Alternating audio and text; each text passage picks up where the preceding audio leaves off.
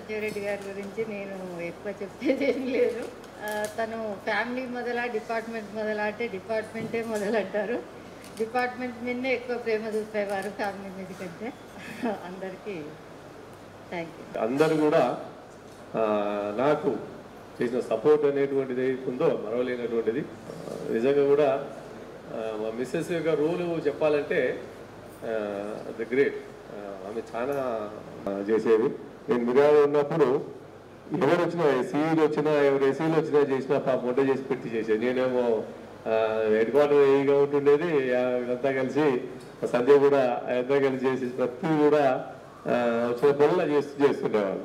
దాంతో చాలా పేరు వచ్చింది నిజంగా కూడా అప్పుడే. ఎందుకంటే హోమ్ ఫుడ్ పెట్టి చేసినప్పుడు సీనియర్ ఆఫీసర్స్కు డెఫినెట్గా దే విల్ హ్యావ్ డిఫరెంట్ చేసేది.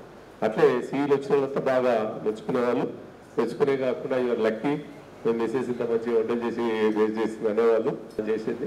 ప్రతి దాంట్లో కూడా షీ హెల్ప్.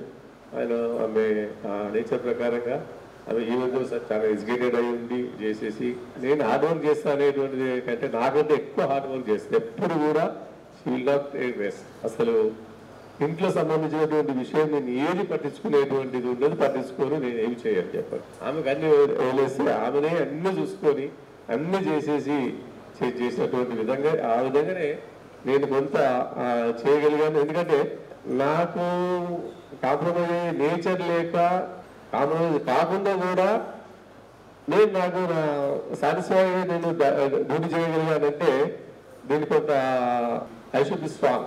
అంటే ఆ స్ట్రాంగ్నెస్ అనేటువంటిది my wife has given, my family అందరూ ఇచ్చారు చేశారు.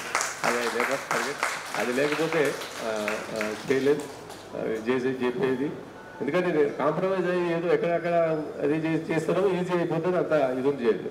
ఎక్కడ I stand for the right. ఏది ఉంటే దానికి నిలబడము, ఏది ఉంటే దానికి ఎదిరించడము, దానికి చేసి చేసుకుంటూ వచ్చాను. ఆ విధంగా ఇబ్బందులు రాకుండా కూడా ఉండగలిగి లైఫ్ అంతా చేయగలిగితే because of strong mind set. ఎవరో చెప్పారు కూడా నా దీని గురించి కూడా. నిజంగా కూడా స్ట్రాంగ్ మైండ్ సెట్ ఉంటేనే